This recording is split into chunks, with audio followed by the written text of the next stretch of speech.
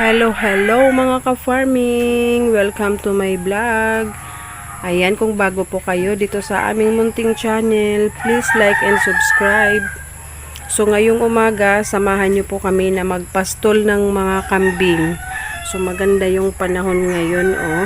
Tara magpastol na tayo.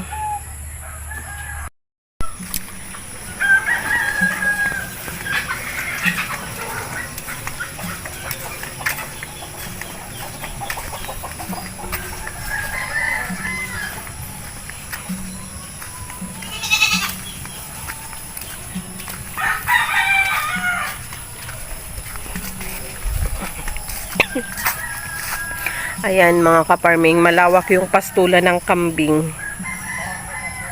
Ha? Upo? Ayan, andito yung dating tinaniman ng upo, tapos dito sa baba, dating tinaniman ng kalabasa. So, ayan, bagong tanim na upo. Ito yung upo sa palengke na maiksi. Ayan siya, tumubo na. Ngayon ay umaambo na naman. So, ito yung pastulan ng kambing, malawak. Habang wala pang tanim, ayan, para sa kambing muna. Kaya lang yung tanim ko dyan na niyog, oh, dalawa. Kinain nila, naabot. So, ayan, hanging habagat, and uulan na naman. Kaya talaga yung pasok hanggang ngayon ay wala. Oh, hopefully sa Monday, maganda na ang panahon. Para back to school na rin ang mga bata. At na-stress na pati ang aking anak dahil ang dami-daming sinesend ng kanilang mga teacher.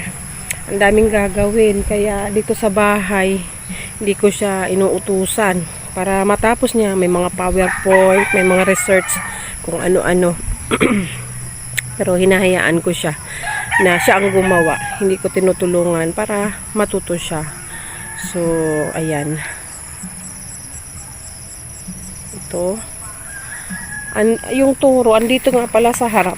Ayan. Mag-isa siya dito. Kasi ito hindi ito sanay sa tao. So, ayan. Kaya sila may mga tali. Kasi para hindi makapunta dun sa mga tanim. Kasi dyan sa side na yan, taniman na ng gulay. So, ito mga kalamansi namin, oh. Ayan, may mga bunga.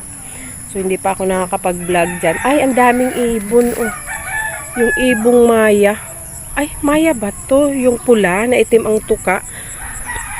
Ayan, magagawa ako ng short video dyan sa ibon na yan. Andito pala yung sanctuary nila. Iba-iba yung dito sa amin.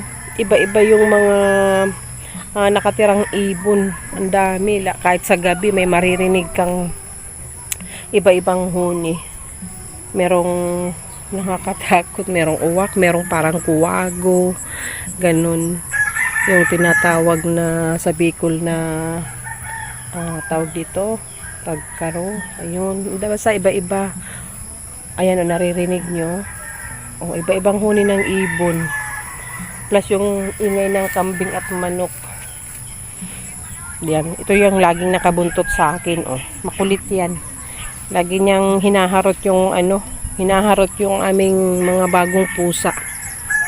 So, ayan, mga kambing ko ay mga for sale na, mga ka-farming. So, naghihintay na lang tayo ng ayan, may bayar na naman. Naghihintay lang ng bayad. And ito, pag ito hindi napasama, dun ko na to sa nagkakatay iaalok. So, ayan, salamat sa pagsama sa amin ngayong umaga. Thank you mga ka-farming. See you again next time. Bye-bye.